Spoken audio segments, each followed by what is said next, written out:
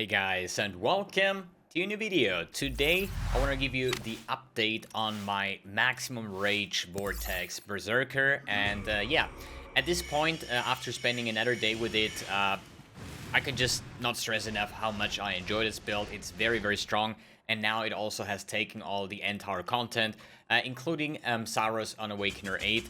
This time around, I just want to give a brief update on what has changed, and then I'm gonna leave you with the last Conqueror that was it like, I think Veritania on Awakener 8, 7 to get the last Watchstone, and then doing the Saros on Awakener 8, so you see how the bossing looks like since we did the map showcase on the previous video. So when it comes to changes, actually nothing has changed at all. So I'm still running the same kind of gear, the same kind of gem setup. I did craft a new weapon, so I made an Elder-based Psychotic Axe, which used, like, I wanted to plan to make a kind of like crafting video of this weapon, but in the other hand, it was like over an hour of footage of spamming jacked fossils, and in the end, it's just probably not enjoyable, just checking like somebody spending so many fossils on a weapon and not really hitting a lot. But in the other hand, there's a lot of fossils, man. That looks merciless. Yo. If we would be able to annul all the percentage fizz, which is tier 7 mod, this weapon would have over 200% fizz.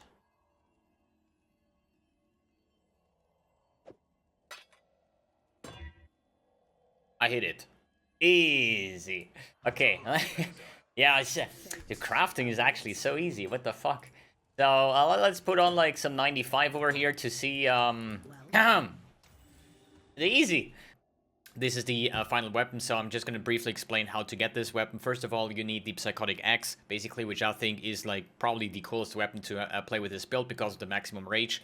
Then you would like use any kind of like Conqueror's Exalted Orb, whether it's like Redeemer, Hunter, like the cheapest one.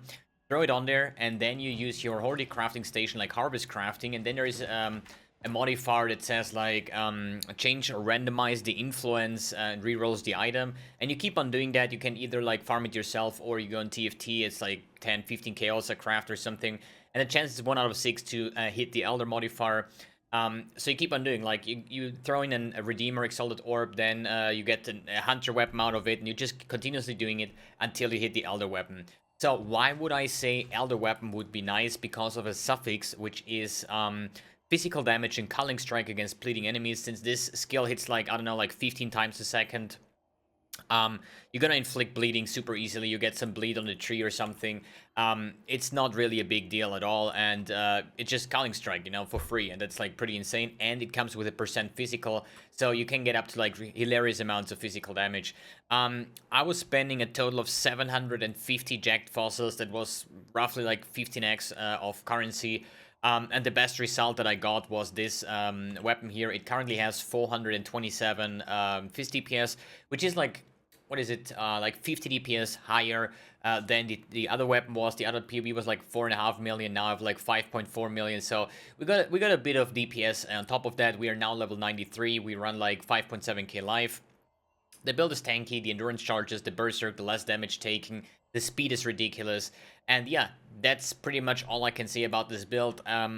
In terms of like rating, how would I rate this build?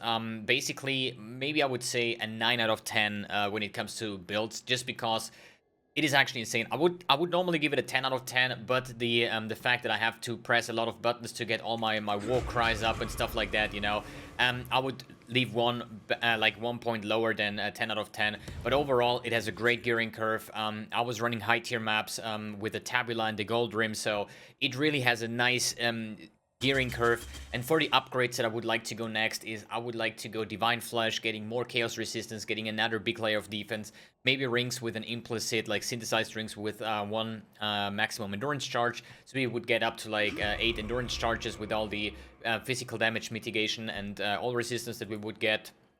And we basically permanently have this up, which is pretty great. Then definitely a Watch Design with +2 Impale would be nice. Then spike gloves with like melee damage, all the kind of good things, you know. When it comes to shield, maybe like any corruption weapon, as I said, the highest physical damage as you can grab.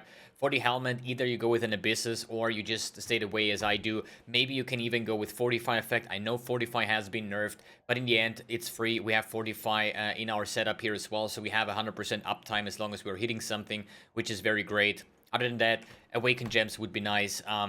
Better rings, crit multi. Like, this build is actually crit starved, even though it's a crit build. We do have a bunch of accuracy though.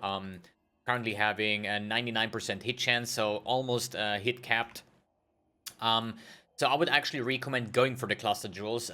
Since I read the comments from the last video, a lot of people said you're liking so much crit because you're liking cluster jewels. Cluster jewels are an amazing source of critical strike, so you should definitely look into that. Other than that, what else would I change? I mean, obviously, elusive tailwind boots would be insane, but this build is already hyper fast, and it would just get even more faster. If you are having troubles with accuracy, you can also like get an amulet with like, what is it, Warlord Influence or something, to get Pride Mana Reservation lower or something like that, and then you could level up your precision, because my precision is level 1 at the moment. So there is a bunch of ways to actually scale this build.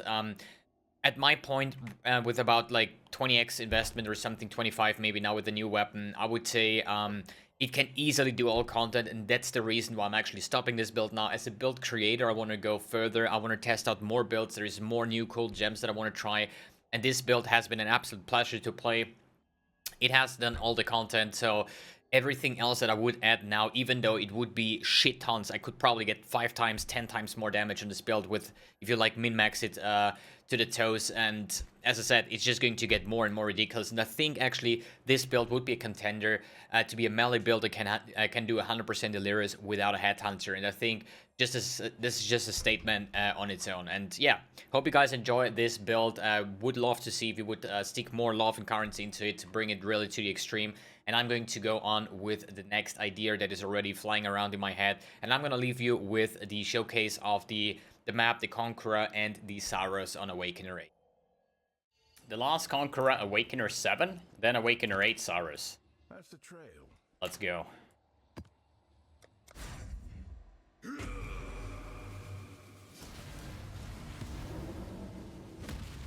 Ah, Ancient City.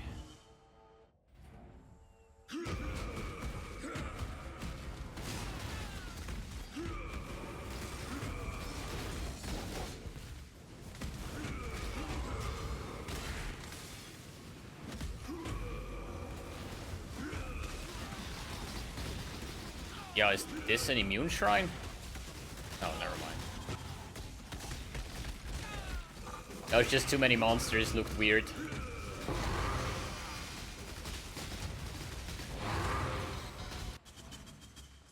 Oh, I need to set this setting off, man. It always grinds my gear, dude, when it's like shaking so much. Your pain will be endless. Away with you!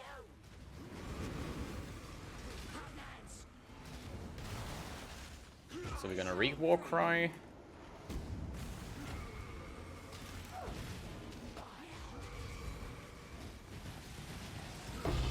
There we go. Damage is just stupid, dude. I don't know. Good. Awakener 8.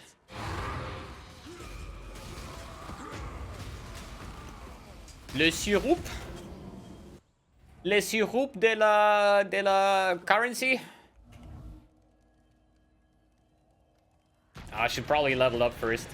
Almost 93.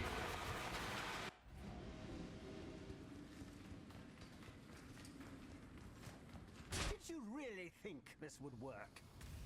Yo, I could be way more of an end boss than Saros is. Like, I cannot do who would you be more scared of as an end boss? This guy or this guy? I mean, let's be honest. That MTX looks like Diablo 2. You want the Atlas? Take it. It's yours. But Oriath, I will burn. So we're gonna do the same. We're gonna re-war cry, so we have our like our stats up, and we have Berserker anyway, so we're gonna deplete all the rage again. As soon as Saros gets active, we're just gonna Enduring Cry and just blast his ass, hopefully. As I said, this is the first Awakener 8 this league. See how it goes. finally caught my attention.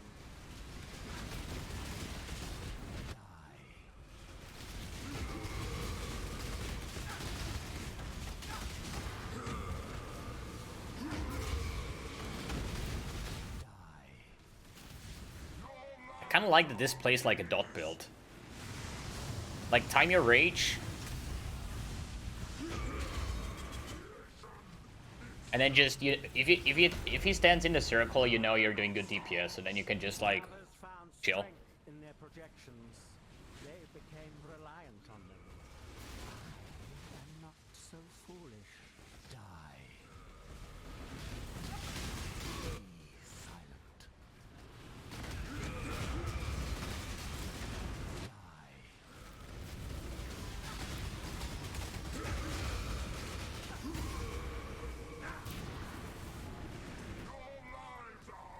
So that's phase 2.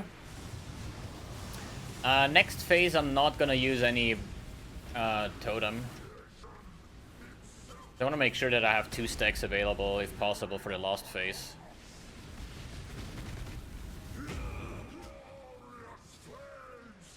life really interesting enough to warrant all this? Wait a little bit. Go.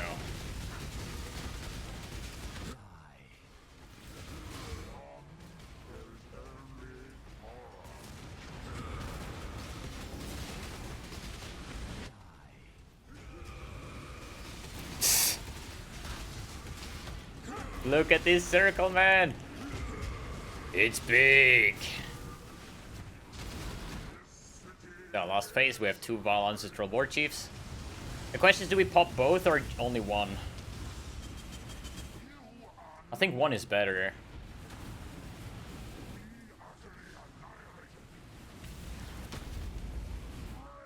The edge of death, my heart races. I am alive. I cannot do this yet.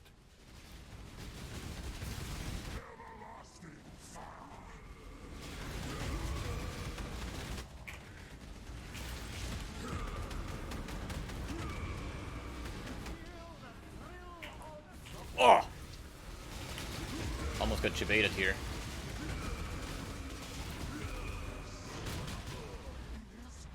Oh shit.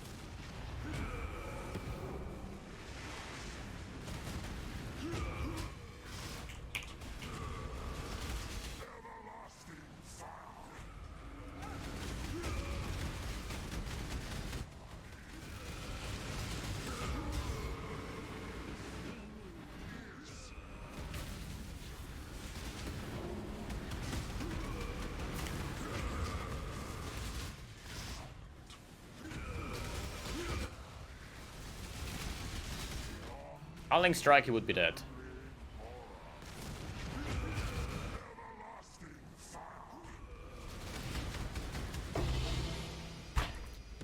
This build is sick, man. Actually sick.